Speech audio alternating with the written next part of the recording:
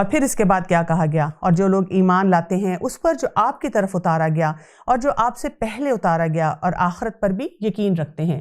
یعنی سفر شروع ہوگا ایمان سے، دل کی کیفیت سے، اور جب ہم آخرت پہ آ جائیں گے تو وہاں ہمارا یقین آ جائے گا. جب ہم اپنے سامنے دیکھیں گے لوگ اس دنیا سے جا رہے ہیں تو ہم دنیا کی حقیقت کے بارے میں سوچیں گے اور ہم آخرت کی منزلوں کو مانیں گے. اسی لیے کہا گیا اولئک علی ھدی من ربہم واولئک ھم المفلحون. یہی وہ لوگ ہیں جو اپنے رب کی طرف سے ہدایت پر ہیں اور یہی لوگ فلاح اور نجات پانے والے ہیں. اس کے بعد دوسری کیٹیگری آ جاتی ہے. کافروں کو آپ کا ڈرانا یا نہ ڈرانا برابر ہے. وہ لوگ ایمان نہ لائیں گے. اللہ تعالیٰ نے ان کے دلوں اور ان کے کانوں پر مہر لگا دی اور ان کی آنکھوں پر پردہ ہے اور ان کے لیے بہت بڑا عذاب ہے. کیوں؟ اس لیے کہ انہوں نے انکار کیا.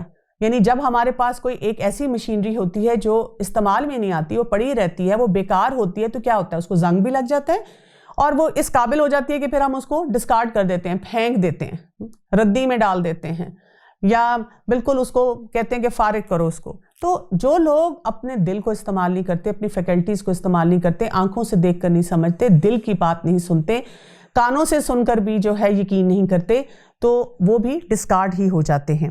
بعض لوگ کہتے ہیں کہ ہم اللہ تعالیٰ پر اور قیامت کے دن پر ایمان رکھتے ہیں، لیکن در حقیقت وہ ایمان لانے والے نہیں ہوتے. اب یہاں پر کن لوگوں کی بات ہو رہی ہے؟ یہ ان لوگوں کی بات ہو رہی ہے جو کہ منافق ہیں، جن کے دلوں کے اندر جو ہے وہ کچھ بیماری ہے، اور اس کا آگے ذکر بھی ابھی آئے گا. اور وہ اللہ تعالیٰ کو اور ایمان لانے والوں کو دھوکہ دینا چاہتے ہیں، لیکن دراصل وہ خود اپنے آپ کو دھوکہ دے رہے ہیں، مگر وہ سمجھتے نہیں ہیں.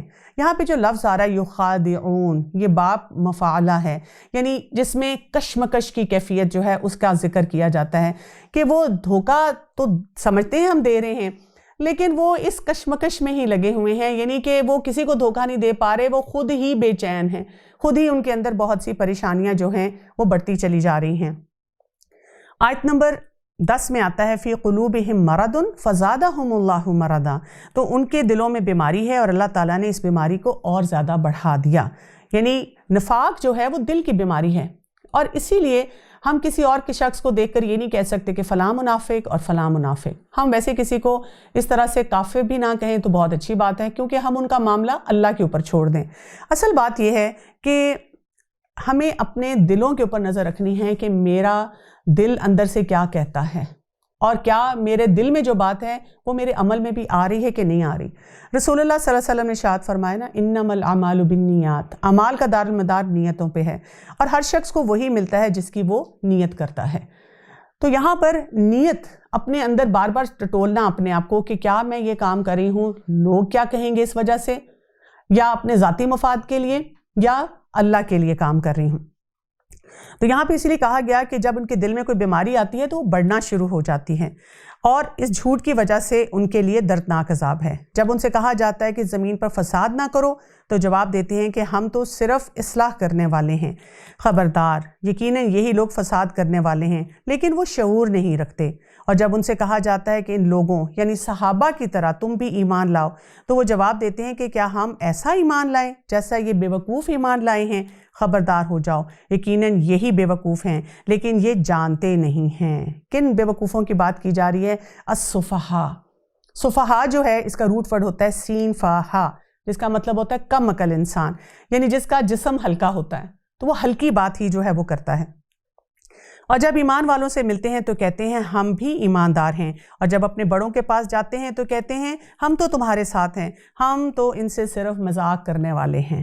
مستہزئون، انما نحن مستہزئون، یعنی اندرونی طور پر جو ہنسنا ہوتا ہے اس کو کہتے ہیں مستہزئون. تو ہم تو اندر سے ان کے اوپر مذاق اڑا رہے ہوتے ہیں، کیونکہ دل کی بیماری ہے نا، تو اندر کی کیفیت کچھ اور ہے، اور اوپر سے جو ہے وہ بہت نیک بن کر ان کو اقرار کرانے کی کوشش کرتے ہیں کہ ہمارے ایمان کی پتہ نہیں کیا حالت ہے. اللہ تعالیٰ بھی ان سے مذاق کرتا ہے اور انہیں ان کی سرکشی اور بہکاوے میں بڑھا دیتا ہے. رسول اللہ صلی اللہ علیہ وسلم نے ایک حدیث میں فرمایا جسم میں ایک ٹکڑا ہے گوشت کا، جب وہ درست ہو تو سارا جسم درست ہو جاتا ہے، اور جب وہ بگڑتا ہے تو سارا جسم بگڑ جاتا ہے. سنو، وہ دل ہے. یعنی دل کے معاملات جو ہیں ان کی بہتری ہونا بہت ضروری ہے. یہ وہ لوگ ہیں جنہوں نے گمراہی کو ہدایت کے بدلے میں خرید لیا، بس نہ تو ان کی تجارت نے ان کو کوئی فائدہ پہنچایا اور نہ ہی یہ ہدایت پانے والے ہیں۔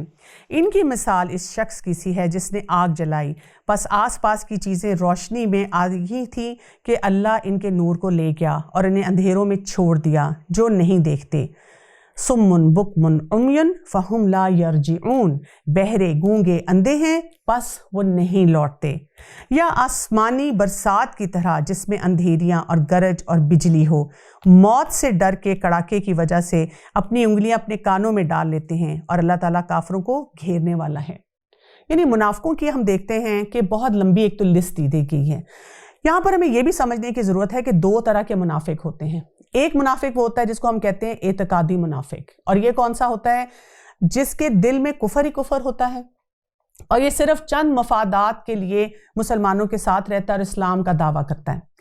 لیکن دوسرا جو منافق ہوتا ہے وہ عملی منافق ہوتا ہے، جس کے دل میں ایمان تو ہوتا ہے، توحید کو وہ سمجھتا ہے، حق کو وہ تسلیم کرتا ہے، لیکن بعض وجوہات یا پریشرز کی وجہ سے وہ عملی طور پہ سستی کرتا ہے اور برائیوں کا شکار ہو جاتا ہے۔ تو جب ہم اپنے دل کی کیفیت کو دیکھیں اور ٹٹولیں تو ہمیں ضرور اس بات پہ غور کرنا چاہیے کہ میرا اصل مسئلہ کیا ہے۔ پھر آپ دیکھیں کہ یہاں پہ جو ہمیں لمبی لسٹ دی گئی ہے یہ بھی ہمارے سامنے ہونی چاہیے۔ اس چیک لسٹ میں کیا آتا ہے؟ وَمَا هُمْ بِمُؤْمِنِينَ، وہ ایمان لانے والے نہیں، يُخَادِعُونَ، وہ دھوکہ دیتے ہیں، وَمَا يَشْعُرُونَ، وہ شعور نہیں رکھتے، فِي قُلُوبِهِمْ مَرَضٌ، ان کے دلوں میں بیماری ہے، يَكْذِبُونَ، جھوٹ بولتے ہیں، مُفْسِدُونَ، فساد کرتے ہیں، لا يعلمون، علم نہیں رکھتے، مستہزئون، مذاق اڑاتے ہیں، اور اس کے بعد حیران پریشان پھرتے رہتے ہیں۔ اور ان سب باتوں کا نتیجہ ان کے لیے کیا نکلتا ہے؟ وما كانوا مہتدین، کہ وہ ہدایت پانے والے نہیں ہیں۔ عبداللہ بن عمر رضی اللہ عنہ سے روایت ہے کہ نبی کریم صلی اللہ علیہ وسلم نے فرمایا، 4 عادتیں جس میں ہوں گی وہ خالص منافق ہے، اور جس کسی میں ان چاروں میں سے ایک کوئی عادت ہوگی اس میں اسی قدر نفاق موجود ہے جب تک کہ وہ اسے چھوڑ نہ دے۔ اور یہ 4 عادتیں کون سی ہیں؟ جب اسے امین بنایا جائے تو وہ خیانت کرے، جب بات کرے تو جھوٹ بولے، جب عہد کرے تو پورا نہ کرے، جب لڑے تو گالی گلوچ پر اتر آئے۔ یعنی یہ ایک اہم نقطہ ہے۔ اس کے ساتھ ساتھ اگر آپ دیکھیں کہ آیت نمبر 19 میں جو بہت خوبصورت مثال آ رہی تھی کہ جس میں آسمانی بارش ہے، تو بارش کیا ہے؟ اسلام ہے۔ اندھیرے جن کا ذکر کیا گیا وہ کیا ہے؟ کہ جو تکالیف اسلام کے راستے میں آتی ہیں۔ چمک کیا ہے؟ جو مسلمانوں کو حاصل ہونے والی کامیابی ہے۔ اور کڑک اور بجلی کیا ہوتی ہے؟ جو احکامات ہوتے ہیں، جیسے ایون جہاد کرنا ہے، ذاتی زندگی کا جہاد ہو سکتا ہے یا عملی طور پہ جا کر آپ کو ملک کے دفاع کے لیے جہاد کرنا ہوتا ہے۔ تو یہاں پر وہ کیا کرتے ہیں کہ ان کڑک اور بجلی اور چمک کی وجہ سے اپنی انگلیاں اپنے کانوں میں ڈال لیتے ہیں، اور اللہ تعالیٰ کافروں کو گھیرنے والا ہے۔ قریب ہے کہ بجلی ان کی آنکھیں اچک لے جائے، جب ان کے لیے روشنی ہوتی ہے تو اس میں چلنے لگتے ہیں، جب ان پر اندھیرے کرتی ہے تو وہ کھڑے ہو جاتے ہیں، اور اگر اللہ چاہے تو ان کے کانوں اور آنکھوں کو بیکار کر دے۔ ان اللہ علی کل شیء قدیر، یقیناً اللہ تعالیٰ ہر چیز پر قدرت رکھنے والا ہے۔ ہمارے پیارے نبی صلی اللہ علیہ وسلم اسی لیے نفاق سے بچنے کے لیے دعا پڑھا کرتے تھے، اللہم طہر قلبی من النفاق وعملی من الریا ولسانی من الکذب وعینی من الخیانہ فإنک تعلم خائنۃ الأعین وما تخفی الصدور۔ اس کا ترجمہ اس طرح آتا ہے، اے اللہ میرے دل کو نفاق سے پاک کر دے، میرے عمل کو ریا سے پاک کر دے، میری زبان کو جھوٹ سے پاک کر دے، میری نگاہ کو خیانت سے پاک کر دے، کیونکہ تو نگاہوں کی خیانت جانتا ہے اور اس چیز کو بھی جو سینے چھپائے ہوئے ہیں۔ تو یہ بہت خوبصورت ایسی دعائیں ہیں جن کو پڑھتے رہنا چاہیے۔ اب اللہ سبحانہ و تعالیٰ نے 3 پروفائل ہمیں دی، ایک متقی کا، ایک کافر کا، اور اس کے ساتھ ساتھ ایک منافق کا۔ اب ہم آیت نمبر 21 سورہ البقرہ پہ پہنچے ہیں، جہاں سے اب بات بدل رہی ہے، ٹاپک بدل رہا ہے، اور یہاں پہ اب ہمیں کیا بتایا جا رہا ہے؟ یا ایھا الناس، تمام انسانیت کو خطاب کیا گیا، اعبدوا ربکم الذی خلقکم والذین من قبلکم لعلکم تتقون۔ یہاں پہ تمام لوگوں کے بارے میں بات کر کے کہا گیا، اے لوگو اپنے رب کی عبادت کرو جس نے تمہیں اور تم سے پہلے کے سب لوگوں کو پیدا کیا تاکہ تم تقوی اختیار کرو، جس نے تمہارے لیے زمین کو بچھونا بنایا، آسمان کو چھت، اور آسمان سے پانی اتار کر اس سے پھل پیدا کر کے تمہیں روزی دی، خبردار باوجود جاننے کے اللہ کے ساتھ شریک مقرر نہ کرو۔ یہاں پہ بات ہوئی ہے امداد کی کہ تم سب کچھ اللہ نے تمہیں دیا ہے، بس تمہارا ایک ٹاسک ہے کہ تم نے اللہ کے ساتھ کوئی انداد نہیں بنانا۔ انداد کا ورڈ جو ہے وہ ند سے ہے۔ ند کا مطلب ہوتا ہے کوئی مد مقابل، جس کو ہم کہتے ہیں کوئی رقیب پیدا کرنا، کوئی اللہ تعالیٰ کے مقابلے میں لے آنا۔ یہ بتوں کی شکل میں بھی ہو سکتا ہے، یہ پوجا کرنے کی شکل میں بھی ہو سکتا ہے، یہ انسان کی اپنی ایگو ہو سکتی ہے، انا ہو سکتی ہے، لالچ ہو سکتا ہے، خواہشات ہو سکتی ہیں، دل چاہنا دل نہ چاہنا ہو سکتا ہے۔ تو بس دنیا میں رہتے ہوئے جو کچھ بھی اللہ نے نعمتیں دی ہیں ان سے ہم فائدہ حاصل کریں، لیکن جہاں اللہ کا حکم آئے وہاں پر ہمارا ایک طریقہ کیا ہونا چاہیے؟ اللہ اکبر، اللہ سب سے بڑا ہے اور مجھے اپنے رب کی بات کو سننا ہے۔ ہم نے جو کچھ اپنے بندوں پر اتارا ہے اس میں اگر تمہیں شک ہے اور تم سچے ہو تو تم اس جیسی ایک صورت تو بنا لاؤ۔ تمہیں اختیار ہے کہ اللہ تعالیٰ کے سوا اور اپنے مددگاروں کو بھی بلا لو۔ بس اگر تم نے نہ کیا اور تم ہرگز نہیں کر سکتے تو اس آگ سے بچو جس کا ایندھن انسان بھی ہیں اور پتھر بھی ہیں۔ اور ساتھ کیا کہا گیا؟ اعدت للکافرین، یہ تیار کی گئی ہے کافروں کے لیے۔ یعنی ایک چیلنج دیا گیا کہ ٹھیک ہے، اگر تمہیں قرآن پہ اعتراض ہے تو پھر اس جیسا کوئی کلام لے کر آؤ۔ 1400 سال سے یہ چیلنج موجود ہے، بہت سے لوگوں نے کوشش بھی کی ہے ہسٹری میں کہ وہ قرآن کے مقابلے میں کچھ لکھیں، لیکن کوئی بھی انسان ہے وہ اس کوشش میں، اس کاوش میں کامیاب نہیں ہو سکا۔ وَبَشِّرِ الَّذِينَ آمَنُوا وَعَمِلُوا الصَّالِحَاتِ أَنَّ لَهُمْ جَنَّاتٍ تَجْرِي مِن تَحْتِهَا الْأَنْهَارُ، اور ایمانداروں اور نیک عمل کرنے والوں کو ان جنتوں کی خوشخبریاں دو جن کے نیچے نہریں بہہ رہی ہیں۔ جب کبھی وہ پھلوں کی روزیاں دیے جائیں گے تو کہیں گے یہ وہی ہے جو ہم اس سے پہلے دیے گئے تھے، اور ہم شکل پھل لائے جائیں گے، اور ان کے لیے ازواج ہیں صاف ستھرے، اور وہ ان جنتوں میں ہمیشہ رہنے والے ہیں۔ ہم دیکھتے ہیں کہ قرآن پاک کا ایک بڑا خوبصورت اسلوب ہے، اور وہ یہ ہے کہ جہاں جہاں اللہ سبحانہ و تعالیٰ کی طرف سے ہمیں وارننگ دی گئی ہے وہاں ساتھ ساتھ کوئی خوشخبری کا سامان بھی کیا گیا ہے۔ دنیا میں رہتے ہوئے لوگ کیا کرتے ہیں کہ یا تو کہتے ہیں کہ نہیں ڈرایا نہ جائے، ڈرایا نہ جائے، کوئی غلط بات نہ کی جائے، اور کچھ لوگ جو ہیں اتنا ڈراتے ہیں کہ ان کی بات سننے کو دل نہیں چاہتا۔ تو قرآن میں ہمیں یہ بیلنس ملتا ہے، جہاں پہ ضرورت ہے وہاں پہ بتایا جائے کہ ہاں آپ نے اچھا کام کیا تو یہ فائدہ حاصل ہوگا اور آپ جنت میں جائیں گے، اور اسی طرح سے یہ بھی بتایا گیا ہے کہ اگر آپ غلط کام کریں گے تو دنیا میں بھی یہ وارننگ ہے آپ کے لیے، اور آخرت میں بھی آپ کسی صورت میں غلط کام کر کے بچ نہیں سکیں گے۔ اللہ سبحانہ وتعالیٰ اس کے بعد کیونکہ چیلنج کی بات ہوئی تھی تو یہاں پہ ایک مثال لاتے ہیں، کیونکہ مسئلہ یہ تھا ان لوگوں کا کہ جب بھی قرآن کی بات ہوتی تھی تو وہ کوئی نہ کوئی پک کرتے تھے پوائنٹ، یہ کیوں قرآن میں آیا ہے، یہ کیوں کہا گیا ہے، اور آج کے دور میں بھی ہم دیکھتے ہیں کہ لوگ عمل کرنے کے بجائے ایسی ہی باتیں پک کرتے ہیں۔ تو یہاں پر ایک مثال دی جا رہی ہے جو کہ آیت نمبر 26 میں ہے۔ یقیناً اللہ تعالیٰ کسی مثال کے بیان کرنے سے نہیں شرماتا، خواہ مچھر کی ہو یا اس سے بھی ہلکی چیز کی۔ اور آپ دیکھیں کہ آج کے دور میں مچھر سے بھی ہم کس قدر پریشان ہیں کہ مچھر کی وجہ سے ملیریا ہو رہا ہے، مچھر کی وجہ سے ڈینگی ہو رہا ہے۔ ایماندار تو اسے اپنے رب کی جانب سے صحیح سمجھتے ہیں، اور کفار کہتے ہیں کہ اس مثال سے اللہ تعالیٰ نے کیا مراد لی ہے۔ یُضِلُّ بِهِ كَثِيرًا وَيَهْدِ بِهِ كَثِيرًا، اور اس کے ساتھ بہتوں کو گمراہ کرتا ہے اور اکثر لوگوں کو راہ راست پر لاتا ہے، اور گمراہ تو صرف فاسقوں کو ہی کرتا ہے۔ اس سے پہلے ہم نے 3 پروفائلز پڑھے تھے، ایک متقی کا، ایک کافر کا، ایک منافق کا۔ یہاں پر اب ہمیں ایک اور پروفائل مل رہا ہے، اور یہ پروفائل ہے فاسق کا۔ فاسق کون ہوتا ہے؟ جس کے سامنے رولز ریگولیشنز کلیئر ہوتے ہیں، اس کو ہر بات کا کلیئرٹی سے پتہ ہے، یہ کر سکتے ہیں، یہ نہیں کر سکتے، لیکن وہ جان جان کر غلط کام کرتا ہے۔ وہ کہتا ہے کچھ نہیں ہوتا، جیسے ٹریفک کی ریڈ لائٹ ہو اور ایک انسان اس کو کراس کرے کہ کچھ نہیں ہوتا، سڑک خالی ہے اور میرا جو دل چاہتا ہے میں کروں، مجھے سیٹ بیلٹ باندھنے کی ضرورت نہیں ہے، میں جتنی بھی سپیڈ پہ جاؤں میرا اپنے پر بہت کنٹرول ہے۔ تو فاسق کون ہے؟ جو کہ چھوٹی چھوٹی سی باتوں کو پک کر کے ان کا مذاق اڑانا شروع کر دیتا ہے۔ اب ان کے بارے میں آگے بتایا گیا ہے، یہ کون لوگ ہیں؟ جو اللہ تعالیٰ کے مضبوط عہد کو توڑتے ہیں، اور اللہ تعالیٰ نے جن چیزوں کے جوڑنے کا حکم دیا ہے انہیں توڑتے ہیں، اور زمین میں فساد پھیلاتے ہیں، یہی لوگ نقصان اٹھانے والے ہیں۔ یعنی یہاں پہ خاص طور پہ رشتہ داریوں کو توڑنے کی بات کی گئی ہے، کیونکہ فاسق انسان جو ہوتا ہے اس کا بہت بڑا پرابلم یہ ہے کہ نہ تو اللہ تعالیٰ کے ساتھ اس کا تعلق مضبوط ہے، اندر سے اللہ سے جڑا نہیں ہوا، اللہ تعالیٰ کے احکامات پہ بڑے بڑے سوال اٹھاتا ہے، اسی وجہ سے پھر جب حقوق العباد کی بات آتی ہے تو وہ بھی پورے کرنے اس کے لیے پاسبل نہیں رہتے۔ رسول اللہ صلی اللہ علیہ وسلم نے رحم کو مخاطب کر کے فرمایا، جو تجھ کو ملائے گا میں اس کو ملاؤں گا، اور جو تجھے کاٹے گا میں اس کو کاٹوں گا۔ اسی طرح ہمارے پیارے نبی صلی اللہ علیہ وسلم نے فرمایا جو بدلے کے طور پر صلہ رحمی کرتا ہے وہ دراصل صلہ رحمی کرنے والا نہیں بلکہ ٹوٹے ہوئے رشتوں کو جوڑنے والا دراصل صلہ رحمی کرتا ہے۔ صلہ رحمی کے بارے میں ایک اور حدیث میں آتا ہے کہ جس شخص کو یہ پسند ہے کہ اس کی روزی میں وسعت اور عمر میں برکت ہو تو اسے چاہیے کہ وہ صلہ رحمی کرے۔ یہ بہت مشکل ایک مسئلہ ہوتا ہے، اور اکثر میں نے دیکھا ہے گیدرنگز میں لوگ بار بار پوچھتے ہیں کہ ہم کیا کریں، ہم اپنے رشتہ داروں سے کٹ کے نہیں رہنا چاہتے، لیکن کچھ رشتہ دار اس قدر مشکل وقت دیتے ہیں، لڑائی جھگڑا کرتے ہیں، ہمارے لیے کمپلیکیشنز کریٹ کرتے ہیں، دشمنیاں ہیں، جادو ہیں، ہم کیسے اپنے آپ کو ان سے یعنی کہ جوڑیں بھی، اور ان کے جو ایسے اثرات ہیں، ایسی مشکلات ہیں جس سے وہ ہمیں نقصان دیتے ہیں، اپنے آپ کو بچا کے رکھیں۔ اس کا بہت سمپل فارمولہ ہے کہ اللہ تعالیٰ نے جو بھی آپ کے اوپر ان کے فرائض رکھے ہوئے ہیں کہ آپ نے وہ پورے کرنے ہیں، ان کے حقوق ہیں، آپ ان کی طرف توجہ دیں، یعنی سلام کرنا نہ چھوڑیں۔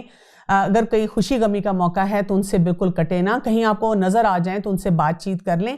ہاں، کوشش کریں کہ اپنے بہت سارے سیکرٹس جو ہیں وہ ان کو نہ بتائیں، آپ کو ان کو اپنے پاسورڈ دینے کی، اپنا ATM کارڈ کے پن نمبر دینے کی اور اس قسم کی بہت گہرائی میں جانے والی باتیں کرنے کی ضرورت نہیں ہے، تاکہ اگر کوئی شخص آپ کو نقصان پہنچانا چاہتا ہے یا آپ کو یہ محسوس ہوتا ہے تو آپ وہاں پر اپنے آپ کو ان سے بچا سکیں۔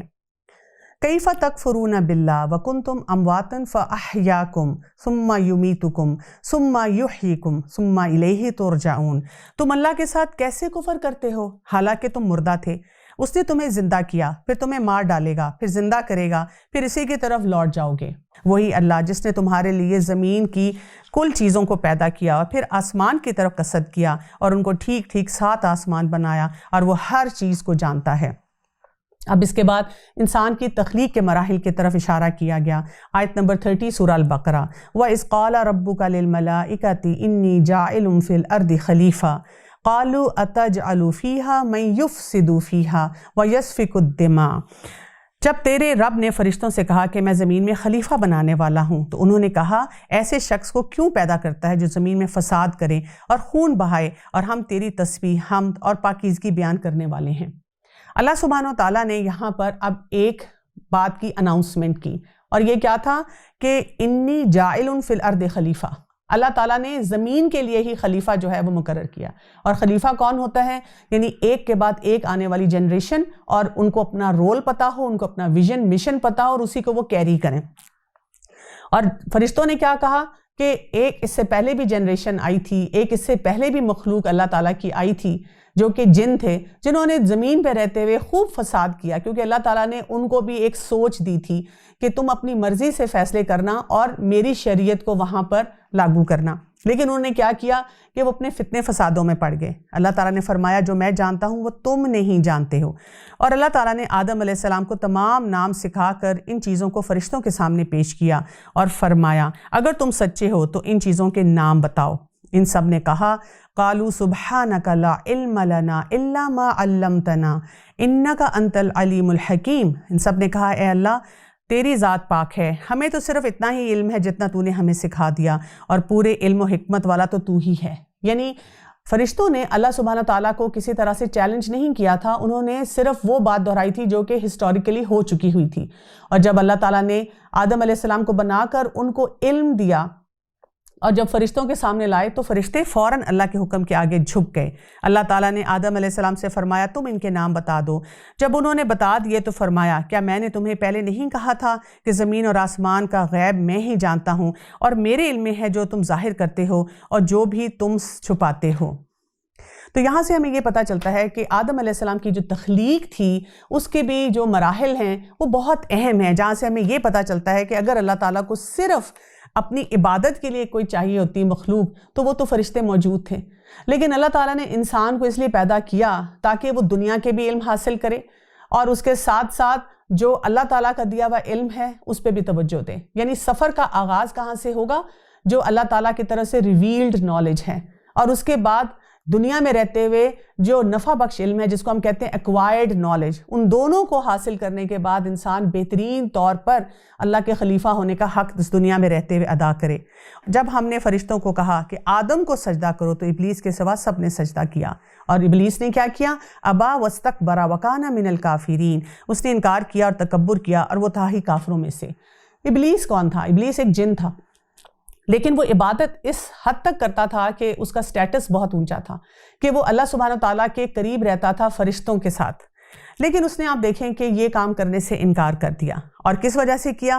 اس لیے کہ اس نے اپنی عقل پہ بھروسہ کیا. اس نے کہا کہ لاجیکل تھنکنگ مجھے یہ بتا رہی ہے کہ میں بہتر ہوں, میں زیادہ اچھا انسان ہوں, اور اس کی وجہ سے وہ سب فیصلے کرنے لگا. اور ہم نے کہا اے آدم تم اور تمہاری بیوی جنت میں رہو اور جہاں کہیں سے چاہو با فراغت کھاؤ پیو, لیکن اس درخت کے قریب بھی نہ جانا ورنہ ظالموں میں ہو جاؤ گے. یہی اللہ تعالیٰ کا پرنسپل ہے دنیا میں ہے. یعنی آدم علیہ السلام کو جب جنت میں بھیجا تو کہا سب کچھ تمہارے لیے سوائے ایک درخت کے. دنیا میں رہتے ہوئے بھی ہمیں کہا گیا سب کچھ حلال ہے سوائے چند گنی چنی چیزوں کے. لیکن آپ دیکھیں کہ ہم بھی, شیطان ہمیں بھی ان چیزوں کو ہائی لائٹ کرواتا ہے اور ہم خود بھی ہائی لائٹ کرتے ہیں کہ ہر چیز ہی لگتا ہے کہ حرام ہے, یہ بھی نہیں کر سکتے, یہ بھی نہیں کر سکتے. لیکن شیطان انہیں بہکا کر وہاں سے نکلوا ہی دیا اور ہم نے کہا کہ اتر جاؤ, تم ایک دوسرے کے دشمن ہو اور ایک وقت مقرر تک تمہارے لیے زمین میں ٹھہرنا اور فائدہ اٹھانا ہے. یہاں پہ ہم دیکھتے ہیں کہ جو صیغہ استعمال ہو رہا ہے اس میں یہ نہیں کہا گیا کہ صرف آدم علیہ السلام کو بہکایا. یہاں پہ صیغہ استعمال ہو رہا ہے جس سے پتہ چل رہا ہے کہ آدم علیہ السلام اور حوا علیہ السلام دونوں کو جو ہے اس نے بہکایا تھا. کیونکہ ہم دیکھتے ہیں کہ کرسچن جو کانسیپٹ ہے اس میں وہ کہتے ہیں کہ عورت کے بہکاوے کی وجہ سے جو ہے مرد پریشان رہتا ہے, کیونکہ اس کی روٹس جاتی ہیں کہ آدم علیہ السلام کو حوا علیہ السلام نے جو ہے وہ بہکایا تھا. اور اسی وجہ سے جو ہم کہتے ہیں وومن وہ آف اے مین, یعنی مرد کی مصیبت عورت ہے, اسی سے یہ جو روٹ ہے انہوں نے نکالا ہے. لیکن ہمارا اسلامک کانسیپٹ یہ نہیں ہے. اسلامک کانسیپٹ یہ ہے کہ دونوں کو پھسلایا اور دونوں نے مل کر یہ فیصلہ کیا, اور اللہ تعالیٰ نے کیونکہ ان کو بنایا ہی زمین کے لیے تھا اور تھوڑی دیر کے لیے ان کو جنت میں بھیجا گیا تھا, تو اب ان کو ان کی جگہ پہ ان کو بتا دیا گیا کہ اب آپ اپنے مقام پر واپس چلے جائیں, یعنی جس ٹارگٹ پہ آپ نے جانا تھا وہاں پر آپ جائیں. آدم علیہ السلام نے اپنے رب سے چند کلمات سیکھ لیے, اور کون سے کلمات تھے ہم آگے پڑھتے ہیں جب آتا ہے ربنا ظلمنا انفسنا وان لم تغفر لنا وترحمنا لنکونن من الخاسرین. اور اللہ تعالیٰ نے ان کی دعا توبہ قبول فرما لی, بے شک وہ توبہ قبول کرنے والا اور رحم کرنے والا ہے. ہم نے کہا تم سب یہاں سے چلے جاؤ, جب کبھی تمہارے پاس میری ہدایت پہنچے تو اس کی تابعداری کرنے والوں پر کوئی غم اور کوئی فکر نہیں ہے, اور جو انکار کر کے ہماری آیتوں کو جھٹلائیں وہ جہنمی ہیں اور ہمیشہ اسی میں رہنے والے ہیں. یا بنی اسرائیل اذکروا نعمتی التی انعمت علیکم واوفوا بعہدی اوفی بعہدکم وایایا فارہبون. اے بنی اسرائیل میری اس نعمت کو یاد کرو جو میں نے تم پر انعام کی, اور میرے عہد کو پورا کرو, میں تمہارے عہد کو پورا کروں گا, اور صرف مجھ ہی سے ڈرو. یہاں پر ہمیں جو بات اب بتائی جا رہی ہے بنی اسرائیل. بنی اسرائیل کون ہے؟ یعقوب علیہ السلام کی اولاد ہیں.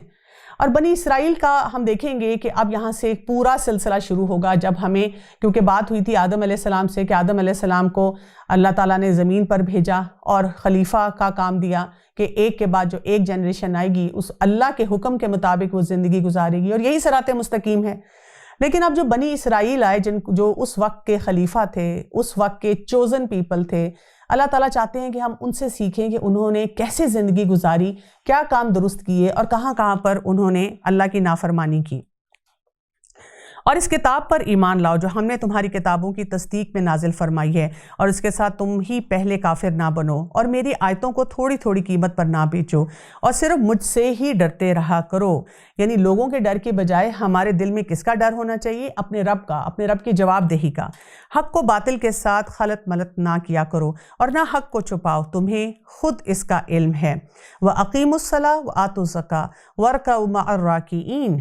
اور نمازوں کو قائم کرو اور زکوٰۃ دیا کرو, اور رکوع کرنے والوں کے ساتھ رکوع کرو. یعنی اللہ تعالیٰ کے آگے بالکل سبمٹ کر جاؤ.